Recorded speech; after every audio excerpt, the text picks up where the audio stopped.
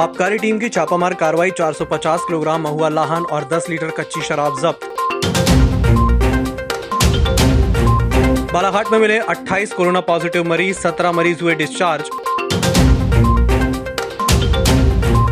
और दोहरे प्रेम मामले में तरुण की हुई थी हत्या, 1 वर्ष बाद अंधे हत्याकांड का खुलासा, 4 आरोपी के साथ प्रेमिका गिरफ्तार। नमस्कार, बालाघाट लाइव के इस बुलेटिन में आपका स्वागत है। मैं हूं आपके साथ आकाश। बालाघाट में अवैध मदिरा विनिर्माण, परिवहन और विक्रय के रोकथाम के तहत 5 अक्टूबर को आबकारी टीम ने छापामार कार्रवाई कर ग्राम दुगलई से 33,000 रुपए का महुआ लाहन और ढिमरू टोला और खाम टोला से 10 लीटर हाथ भट्टी की शराब जब्त की। दुगलई में नदी किनारे और जंगल में सघन तलाशी लेने पर अवैध शराब के अड्डे से 20 प्लास्टिक के डिब्बों में भरा 450 किलोग्राम महुआ लाहन बरामद किया गया। मामले में विभाग के द्वारा अज्ञात आरोपी के विरुद्ध आबकारी अधिनियम के तहत 2 प्रकरण पंजीबद्ध किए गए हैं।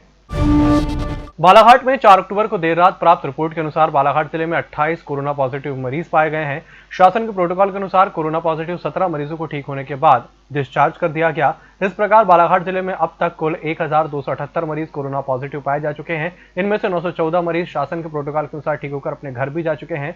346 मरीजों को उपचार किया जा रहा है। 10 मरीजों को उपचार के लिए मेडिकल कॉलेज छिंदवाड़ा रेफर किया गया है और 8 मरीजों की मृत्यु हो गई है।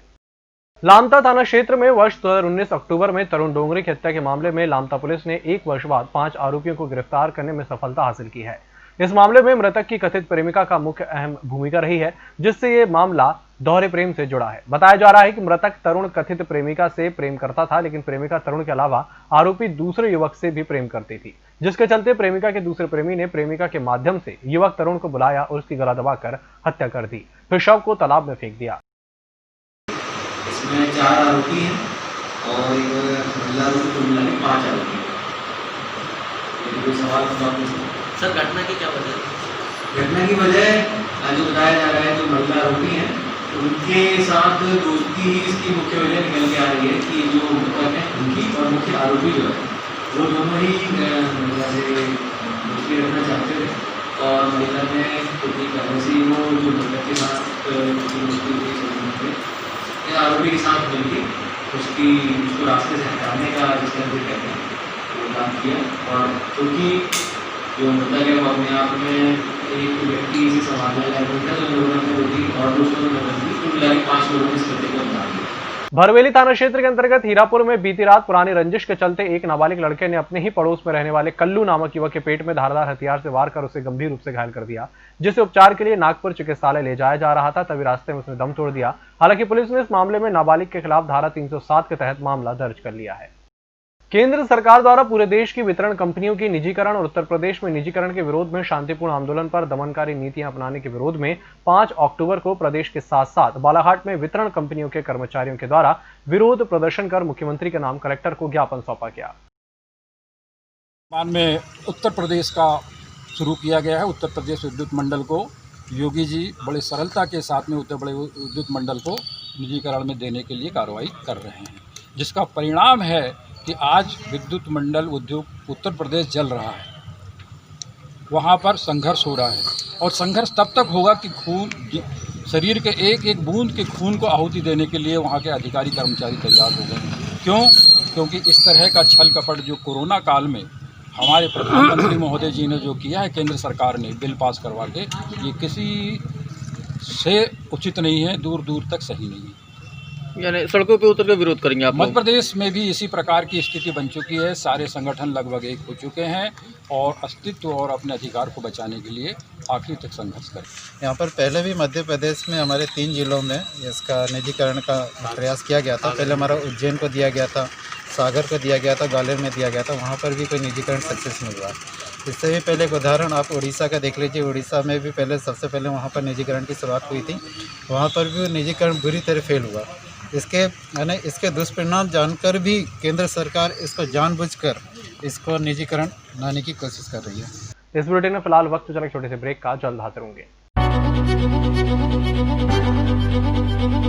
नागपुर की सुविधाएं अब छिंदवाड़ा में। शहर के सबसे आधुनिक dental clinic, dedicated implant facility के साथ Chaturvedi dental clinic, doctor Rahul Chaturvedi, MDS, fix दांत एवं बत्तीसी लगाने के स्पेशलिस्ट।